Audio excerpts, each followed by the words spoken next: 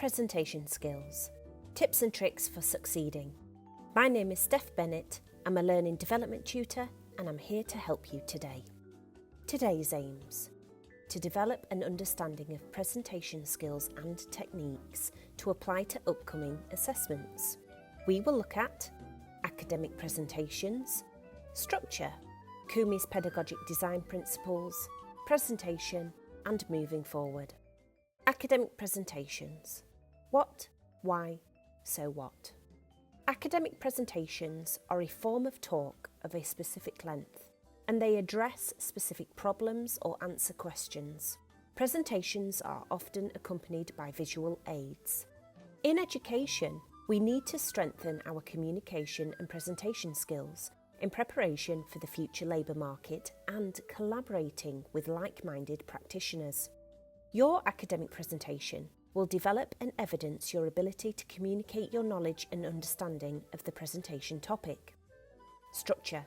Find that flow.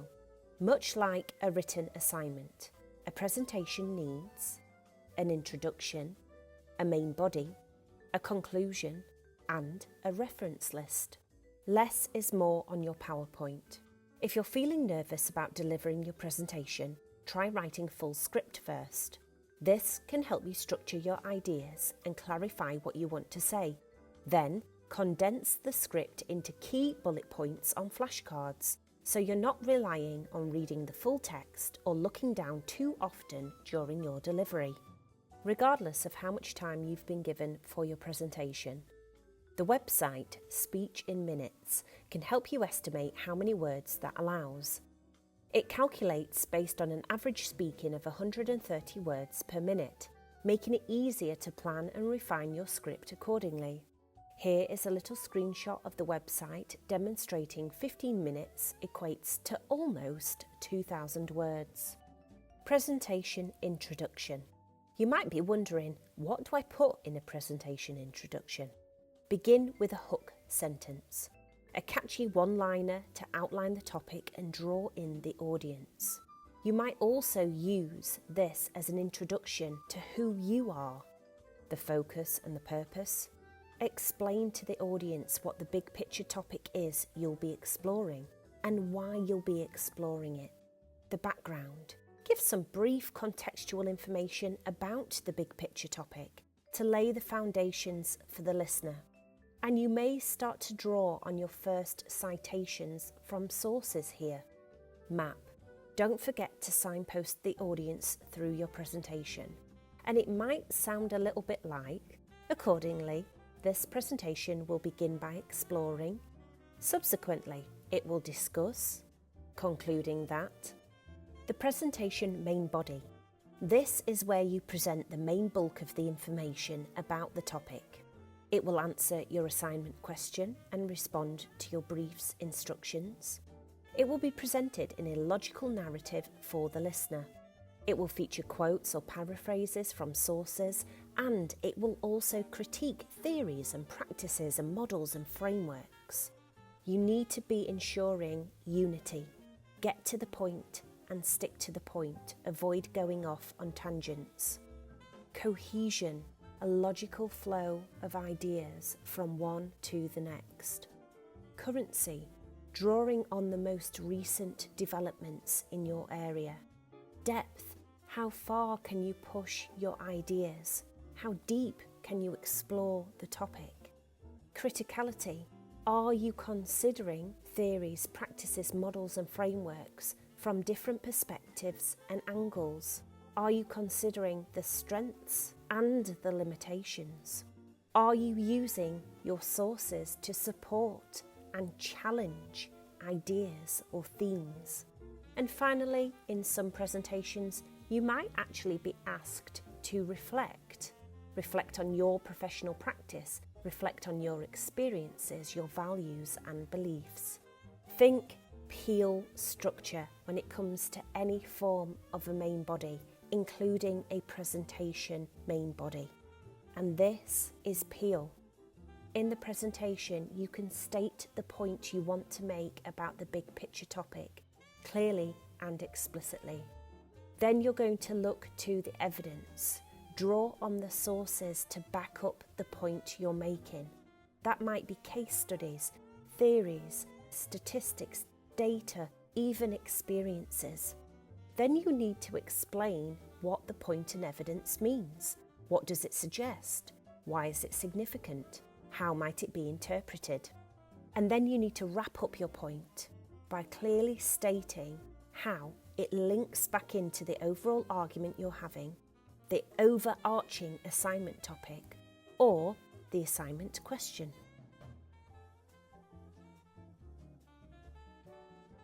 And finally, the presentation conclusion. Revisit the focus and purpose of the presentation. Restate what you set out to do and why. Then start to summarise your key points. Bring together the most significant elements of your presentation. And don't forget to reiterate the importance of these elements for the listener. Finally, consider next steps. Consider how your findings may impact professional practice. Are there gaps in the literature that warrant further research in the field? What are the implications of your presentation's argument?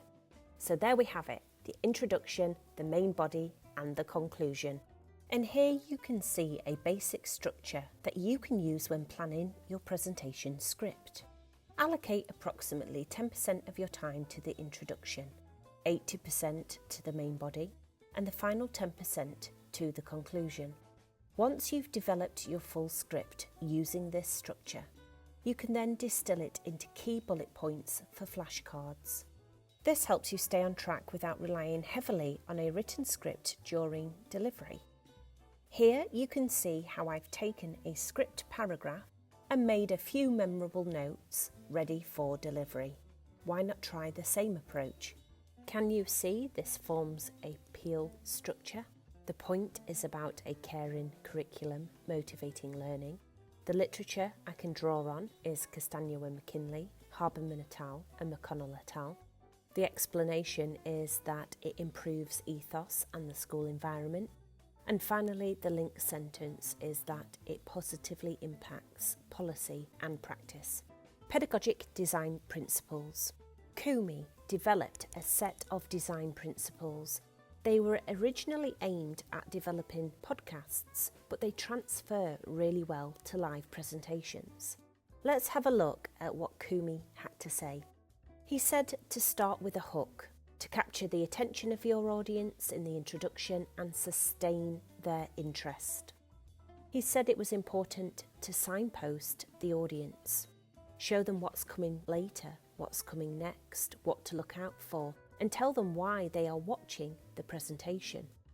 Then he said to facilitate cognitive engagement, pose areas for questioning for the audience, encourage them to predict, and establish the presentation's relevance to their professional life. Then he said to enable knowledge construction. Don't duplicate words in the diagrams and images you show. Ensure you pause your commentary to allow the audience to contemplate. Scaffold their knowledge construction and activate and solidify their existing knowledge. Sensitize the audience. Plant seeds for further thought. Personalise your delivery style. Elucidate. You can vary the tempo of your presentation. You need to ensure that you're heard, so ensure your dynamics are strong and your diction, the pronunciation of your words, is clear. Ensure you are alleviating cognitive complexity. If there are any complex concepts you are discussing, ensure that you explain them thoroughly, simply, and clearly, and avoid too many words on the screen at once. Finally, he said to reinforce. Repeat the same idea from several different angles. Compare and contrast ideas. And then to tie everything up, he said to consolidate. Ensure that you're recapping what you have delivered for the audience, that you're summarising those key points. And you can even integrate complementary materials like handouts or even a Q&A session. Some tips for moving forward. Rehearse, rehearse, rehearse. Habits are stored in the memory and they become automatic neural pathways, which we refer to as muscle memory. Nerves are absolutely natural. Breathe deeply to trigger the parasympathetic nervous system. Basically, oxygen helps to slower the heart rate, and then hopefully it will slow down the overthinking. The audience, they are your peers, they are your tutors, and they are there to support you. Remember, you're being marked on the content more than the performance and the delivery. And speak with your tutor if you start to have any specific concerns. And some helpful nuggets of information. If you're struggling with sentence starters, head to Academic Phrasebank. Let's take a look at that now. This is Academic Phrasebank. Let's head to Introducing Work. Let's scroll down. Let's establish the importance of the topic for the world or society. X is a major contributor to. X plays a critical role in the maintenance of. X have emerged as powerful platforms for. You can see here are the nuts and bolts sentence starters for you to use, and there are many on this website, all underneath the drop-down boxes. And finally, Scribbr. Scribbr is a fantastic academic website that can help you to write introductions, main bodies and conclusions. Let's take a look at it now. Here is Scribbr's guide to writing a paragraph step by step. Let's scroll down. Here are the table of contents. Just underneath is a video, and then underneath that is the step-by-step guide, complete with examples throughout. Thanks for joining me today, and best of luck with your presentations.